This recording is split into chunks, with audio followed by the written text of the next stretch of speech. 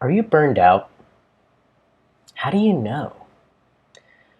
How can you tell if you're burned out or if you're just tired, having a bad day? How do you know when it's time to make a major change to your job situation or your focus on self care? How do you know that you're burned out? I want to go over with you what researchers have discovered as the 6 major components or contributors to burnout. This research was done by someone named Christina Maslach, and she is a researcher at Berkeley.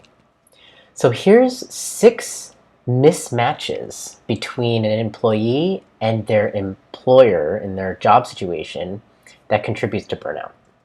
The first one is workload mismatch. This is an obvious one.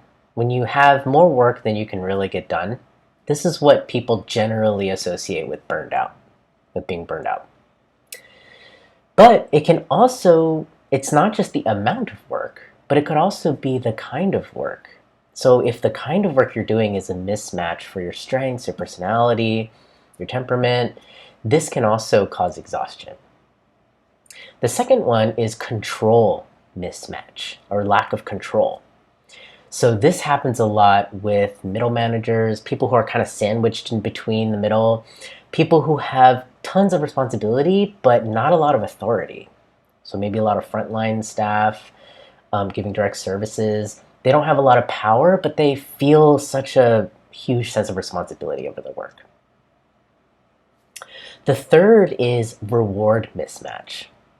So it could be about not getting paid enough, not getting recognized enough, not feeling seen or, praised for a job well done. All of that can cause a feeling of what Maslach calls inefficacy. Basically, a feeling that you're not really performing or you're not effective. The fourth mismatch is community mismatch.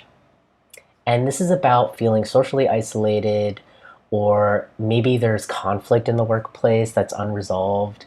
Just in general, maybe there isn't a sense of community in your workplace, that the culture there, feels kind of alienating to you, and you're not really connecting with people you see every day. That can also contribute to burnout. The fifth one is fairness mismatch. And this happens when there's a lot of whispering behind closed doors, or there's a lot of unknowns going on, like you're not told a lot of what's going on, but then things suddenly happen. You don't really know why. Also, if there's a lot of inequality within the workplace, like people getting paid a lot of different rates for the same job, or employees aren't being evaluated in a fair way, mismanaged promotions, or mismanaged grievances, these all contribute to this feeling that like this workplace isn't fair.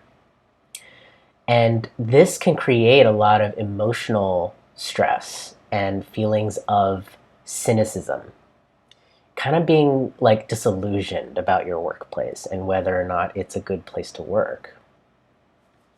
And then the last thing is values mismatch. And this is when the thing people are being asked to do at work feels unethical or just doesn't feel aligned with someone's values or what they think is important about living a good life or contributing to the world. That if someone values something that isn't reflected in either the company culture, the company mission, or the product itself that they're creating, this can also lead to burnout.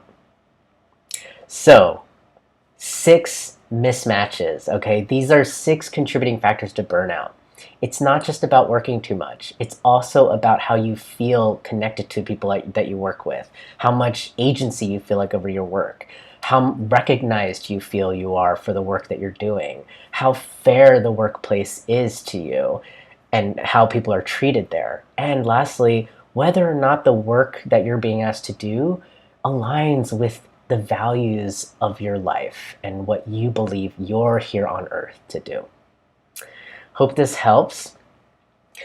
And if you enjoyed this, my name is Eddie. I work with burned out overachievers on figuring out what they really want to do with their lives and take steps towards creating a fulfilling life so that they can actually enjoy the success that they work so hard to achieve. And if you like this video or other content that I create, subscribe to my channel, sign up for my monthly newsletter. It's all just ways that I like to share some of the most pressing issues important to my audience. Thank you so much. Be well, and see you next time.